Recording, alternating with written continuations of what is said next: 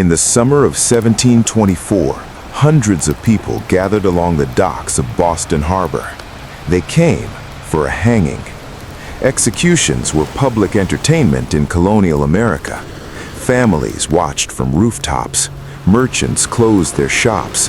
Children sat on their fathers' shoulders, waiting to see one of the Atlantic's most notorious pirates meet his end. His name, William Fly. His crimes were undeniable: mutiny, piracy, murder. The rope already hung above his head. The executioner stepped forward. The crowd expected one final confession, perhaps a desperate prayer, maybe even tears. Instead, William Fly calmly looked at the hangman and criticized the way he had tied the noose. He explained, almost professionally, how it should be adjusted to break a man's neck quickly. Witnesses stood speechless. Even at the edge of death, the pirate refused to surrender his dignity. Moments later, the trapdoor opened. William Fly was gone. But one remarkable detail survived. During his trial, Fly repeatedly referred to something almost no one expected a pirate to mention: a contract, a written agreement, a set of rules that every man aboard his ship had voluntarily accepted before joining the crew. The agreement guaranteed every sailor a fair share of treasure, compensation if wounded, a voice in major decisions, and equal justice no matter who they were. This wasn't fiction, it wasn't a myth, it wasn't something invented centuries later by novelists, it was real. Today, historians call it the Pirate Code.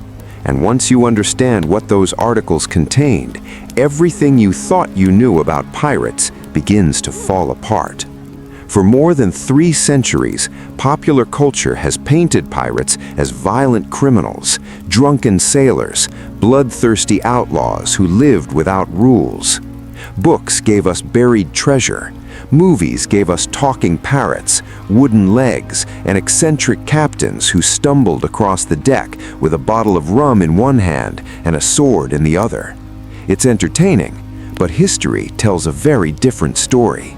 The real pirates of the Golden Age of Piracy, roughly between 1650 and 1730, were not simply criminals. Many were experienced sailors, former naval seamen, merchant mariners, shipwrights, gunners, and skilled navigators. They understood discipline. They understood survival. Most importantly, they understood something that Europe's greatest empires often ignored. A crew ruled only by fear eventually collapses.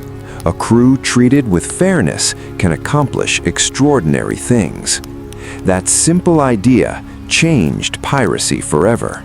Most pirates didn't begin life as criminals.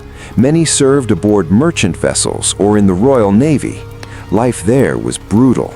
Captains ruled with absolute authority. Floggings were common. Food was often rotten. Wages disappeared through corruption, and injured sailors were frequently abandoned once they could no longer work. A single captain could destroy a man's life without answering to anyone. Many sailors believed they had fewer rights than the cargo stored below deck. Then they encountered pirate crews, and what they found was almost unbelievable. Captains who could be removed by a vote, treasure shared according to written agreements, compensation for injuries suffered in battle. Even ordinary sailors had a voice. For men who had spent years living under tyranny, it must have felt like entering another world. Long before modern constitutions, long before workers' rights, long before many nations practiced representative government, pirates were already experimenting with something surprisingly advanced. Not because they were philosophers, not because they wanted to change the world, but because survival demanded it. On a pirate ship, every man depended on everyone else. One coward could doom the entire crew. One greedy sailor could spark a mutiny. One reckless decision could send everyone to the bottom of the sea. Order wasn't optional, it was essential. And so, the outlaws created laws of their own. The earliest surviving pirate codes appeared during the second half of the 17th century. Different captains created different versions, but they all shared one goal: to replace fear with trust. Among the earliest known examples were the articles used by Bartholomew the Portuguese, a legendary buccaneer who sailed along the coast of Brazil during the 1660s. Although historians still debate exactly how much of his original code survives, his crew clearly operated under written agreements. Every man understood the rules before stepping aboard. No surprises, no secret privileges, no hidden promises. Later, one pirate would refine those ideas into the most famous code in history. His name, Bartholomew Roberts, better known to history as Black Bart. Between 1719 and 1722, Roberts captured more than 400 ships, making him one of the most successful pirates who ever lived. Unlike many pirate captains, Roberts believed discipline, not chaos, made a crew successful. Before any voyage, his men signed a written agreement, 11 articles, simple, direct, and binding for everyone aboard, including the captain himself. The very first article revealed just how different pirate society really was. It declared, "Every man shall have an equal vote in affairs of the moment." Think about that. In most European kingdoms, ordinary people couldn't vote for anything. Kings ruled by birth, naval captains ruled by absolute authority, merchant captains answered only to wealthy ship owners. But aboard a pirate ship, even the newest sailor could stand beside the captain and cast exactly the same vote. Whether deciding to attack a merchant vessel, choose a new course, or settle an important dispute, every voice carried equal weight. It wasn't perfect democracy by modern standards, but for the early 18th century, it was revolutionary. The second article focused on something every sailor cared about: food, water, rum. It stated that every crew member had an equal right to fresh provisions and captured supplies, unless the crew voted that shortages required rationing. Notice the wording: not the captain decides, not the officers receive more. The crew voted together. During long voyages, fresh water often became more valuable than gold. By allowing everyone to participate in rationing decisions, pirates reduced resentment and increased cooperation. Every man knew the sacrifice was shared equally. The third article surprised many historians: no gambling with cards or dice for money. At first glance, that sounds strange. After all, popular culture portrays pirates as constant gamblers. But experienced captains understood human nature. Gambling created debt. Debt created arguments. Arguments became knife fights. Knife fights destroyed crews. The ban wasn't about morality. It was about survival. A united crew was far more valuable than a lucky card player. The fourth article demanded constant military readiness. Every pistol, every musket, every cutlass had to remain clean, sharp, and ready for battle. Weapons were inspected regularly. A rusty firearm or neglected sword could reduce a pirate's share of future treasure. Every sailor understood why. When enemy warships appeared on the horizon, there would be no time to repair broken weapons. Preparation often meant the difference between victory and execution. Unlike the popular image of drunken pirates stumbling across the deck, successful pirate crews operated with remarkable discipline. They trained constantly, maintained their equipment, and prepared for combat long before danger appeared. Because every experienced pirate knew one truth: the Royal Navy never stopped hunting them. But maintaining order required more than written promises. It required consequences. Every pirate knew signing the articles meant accepting both the rewards and the punishments. One of the strictest rules involved desertion. If a pirate abandoned his post during battle or attempted to flee while the crew fought, he could face execution or an even more terrifying fate, maroning. The punishment was simple and horrifying.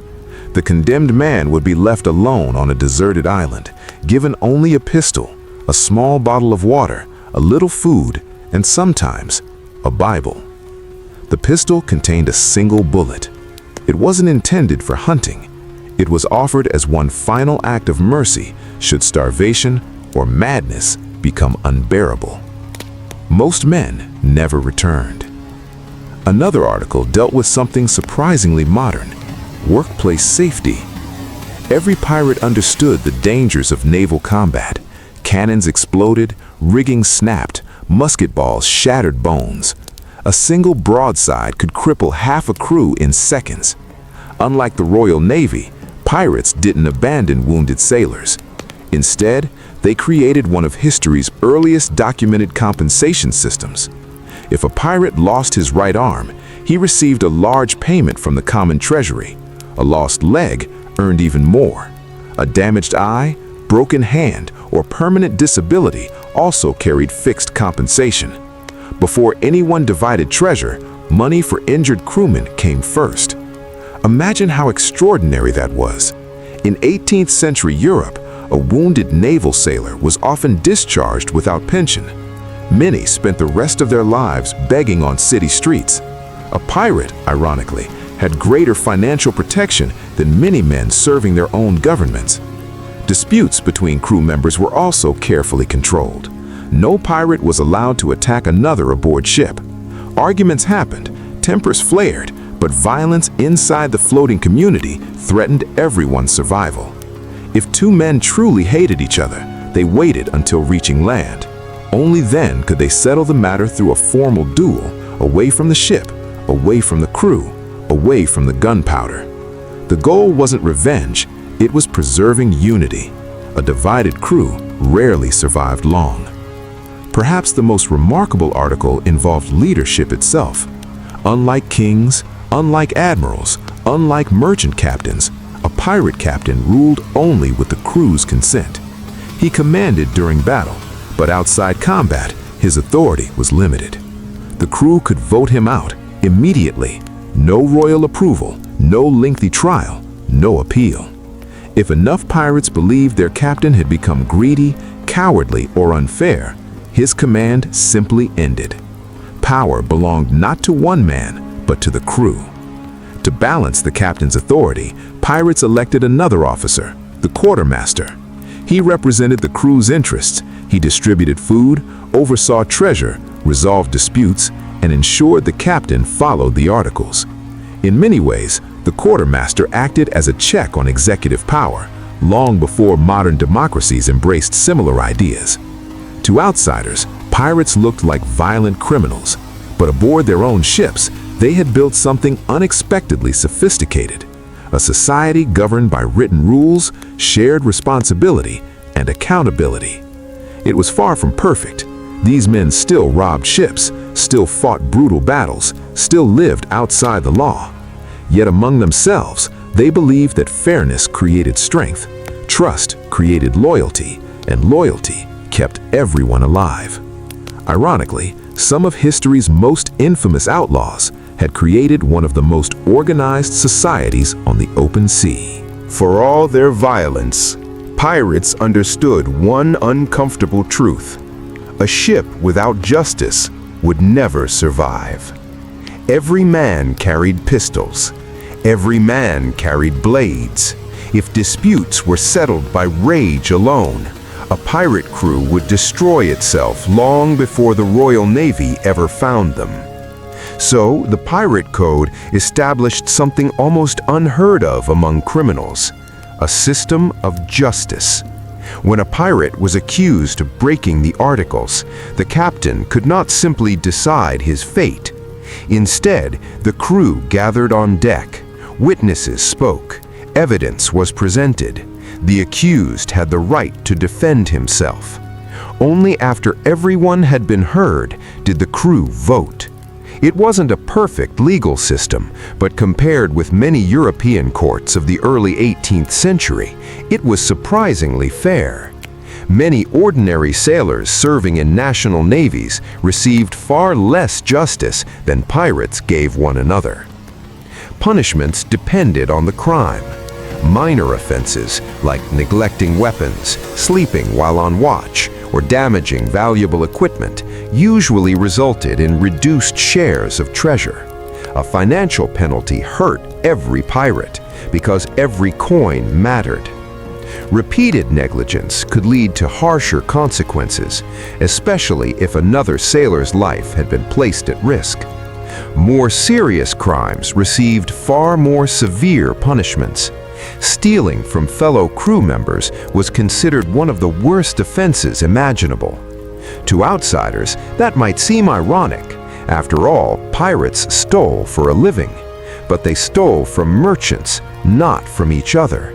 The treasure belonged to everyone. The common chest represented trust.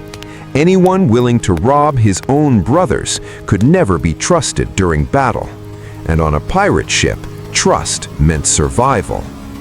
One famous case involved a pirate named Thomas Anstis.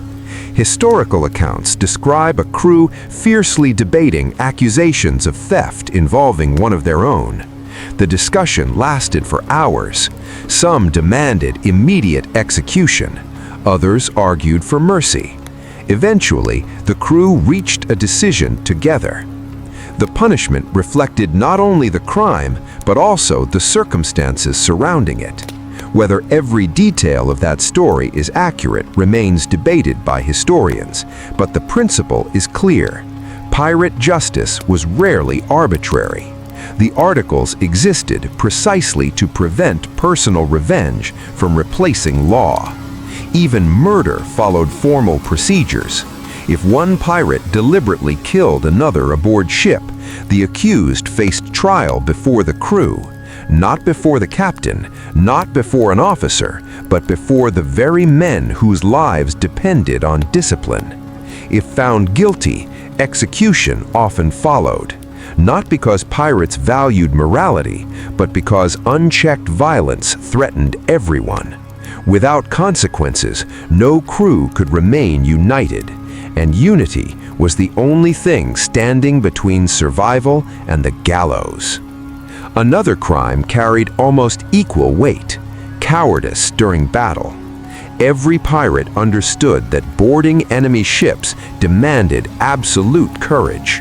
One frightened sailor abandoning his position could expose everyone else. If a man fled during combat or deliberately refused to fight, he had broken more than a rule. He had endangered every life aboard. The articles treated that betrayal with extraordinary seriousness. For the worst offenses, the punishment was often marooning. Few penalties inspired greater fear among pirates. The condemned man would be taken to a small, isolated island far from shipping lanes, far from civilization. There, he was left with only a bottle of water, a small amount of food, sometimes a pistol with a single bullet, and little hope of rescue. The message was unmistakable. The crew would not kill him immediately, but survival would now depend entirely on fate. Some men lasted only a few days. Others survived for weeks. A handful, against all odds, managed to escape. But most simply disappeared. Execution was reserved for crimes that threatened the very existence of the crew. Murder, repeated theft, mutiny against the articles, or deliberately betraying the ship's location to naval authorities. These offenses placed every pirate's life in danger, and the punishment reflected that reality. Unlike the image created by Hollywood, pirates rarely forced prisoners to walk the plank. There is very little historical evidence that it was common practice. In reality, a firing squad or hanging was far more likely. Pirates valued speed, efficiency, and practicality. Walking the plank belonged more to legend than to history. One of the greatest strengths of the pirate code was that it applied to everyone, even the captain. If a captain ignored the articles, stole more than his agreed share, or abused his authority, the crew could remove him immediately. No permission from a king, no approval from an admiral, just a vote. History records several pirate captains who lost command exactly this way. Their greatest mistake was believing they were above the rules. One famous example was Captain Edward England. England earned a reputation as one of the more merciful pirate captains. After capturing several merchant vessels, he released prisoners whom many of his crew believed deserved harsher treatment. His intentions may have been honorable, but he had ignored something far more important: the pirate code. Major decisions belonged to the crew, not to one man. When England repeatedly acted without their approval, his crew held a vote. The result was devastating. They stripped him of command, confiscated his authority, and abandoned him on an island, ending the career of one of piracy's most successful captains. On a pirate ship, leadership was never permanent. It had to be earned every single day. That principle made pirate society remarkably different from almost every navy in Europe. A British naval captain answered only to the Admiralty. A merchant captain answered only to wealthy investors. A pirate captain answered to his crew. Authority flowed upward, not downward. It was an extraordinary experiment created by men the civilized world dismissed as criminals. And despite its violence, it often produced discipline that rivaled or even exceeded many government navies of the same era. Part 2C. A brotherhood built on trust. The pirate code did more than punish wrongdoing. It created something far more valuable: trust. Every man aboard knew exactly what he would receive, exactly what was expected of him, and exactly what would happen if he broke the rules. There were no secret deals, no hidden privileges, no noble titles. Only the articles and the crew that enforced them. That trust became the foundation of pirate success. When a merchant ship appeared on the horizon, there was little time for hesitation. Every sailor had a role. The helmsman held the course, the gunners prepared the cannons, boarding parties sharpened their cutlasses. No one questioned who deserved more, no one argued over future rewards. Those questions had already been settled long before the battle began. The code eliminated uncertainty, and uncertainty could be deadly. It also made piracy surprisingly attractive. Merchant sailors worked for tiny wages. Royal Navy sailors endured brutal discipline. Many were impressed into service against their will. A pirate crew offered something different: a vote, a fair share, compensation for injuries, the chance to become wealthy. For thousands of desperate sailors, the choice seemed obvious. Not because piracy was safe, it wasn't. The life expectancy of a pirate captain was painfully short. Most died in battle, were captured, or hanged by colonial authorities. But for many sailors, a dangerous life with freedom seemed better than a miserable life without it. The pirate code also encouraged merit over birth. On most European ships, promotion depended on family connections, money, or social status. On pirate vessels, skill mattered far more. A talented navigator could rise quickly. A fearless gunner could become an officer. Even a captain could lose everything if he failed the crew. Ability, not bloodline, often determined leadership. For the early 18th century, that idea was almost revolutionary. None of this made pirates heroes. They still robbed ships, captured cargo, and sometimes committed terrible acts of violence. Their democracy ended at the edge of their own deck. The rights protected by the articles applied to fellow pirates, not necessarily to the people they captured. That contradiction sits at the heart of pirate history. They demanded fairness for themselves, while often denying it to others. Yet historians continue to study the pirate code because it revealed something unexpected. Even among outlaws, even among men hunted by every major empire, order proved stronger than chaos, rules proved stronger than fear, and shared justice proved stronger than absolute power. The greatest pirate captains didn't survive because they inspired terror. They survived because their crews believed in the system they had built together. And in the violent world of the 18th century Atlantic, that belief was sometimes the most powerful weapon of all. By the late 1720s, the Golden Age of Piracy was coming to an end. The British Royal Navy expanded its patrols across the Atlantic. Merchant ships began traveling in heavily armed convoys. Colonial governors offered royal pardons to pirates willing to surrender. One by one, the great pirate captains disappeared. Some were killed in battle. Some were captured. Others swung from the gallows in London, Boston, Charleston, and Port Royal. It seemed the pirate code would disappear with them. But history had other plans. Unlike the laws of kingdoms, pirate articles rarely survived on paper. Most existed only aboard individual ships. Each captain created his own version. Each crew voted to accept it.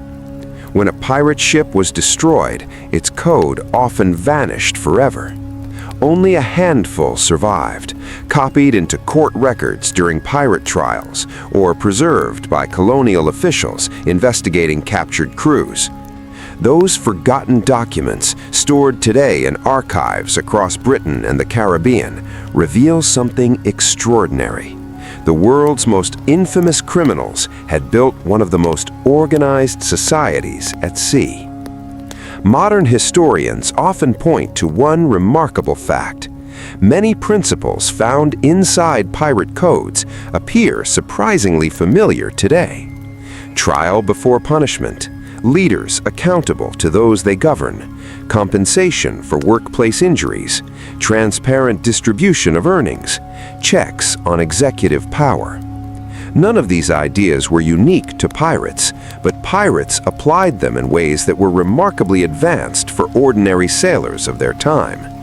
Their floating societies operated on consent rather than fear alone. That doesn't mean pirates invented democracy. They didn't. Democratic traditions existed centuries earlier, from ancient Greece to various local governments across Europe. But pirate crews demonstrated something important. Even in the harshest conditions imaginable, ordinary men could organize themselves, create written rules, elect leaders, and enforce laws without kings, without nobles, and without imperial governments. It was an experiment born from necessity, not political philosophy. Yet it worked for decades. Perhaps that's why the pirate code continues to fascinate historians. It challenges the simple story we've always been told. Pirates were not heroes. They robbed, kidnapped, and killed. Many innocent people suffered because of them. But at the same time, those same men demanded fairness within their own ranks. They rejected the brutal hierarchies they had escaped. They believed authority should be earned, not inherited. And for many desperate sailors, that idea was revolutionary. As the 18th century drew to a close, the pirate republics disappeared. Nassau fell under British control. The Caribbean grew safer for merchant shipping. The great pirate fleets became memories, then legends. Hollywood later transformed them into colorful adventurers. Novelists turned them into treasure hunters. Ghost stories replaced history. The real pirate code slowly faded from public memory, yet its legacy never completely vanished. Whenever people ask how ordinary workers gained greater rights, how leaders became accountable, or why fairness creates stronger organizations than fear, the story of the Pirate Code deserves a place in that conversation.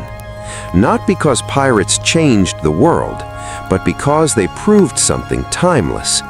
People fight harder, work better, and remain loyal longer when they believe the rules apply equally to everyone, even aboard a ship filled with thieves.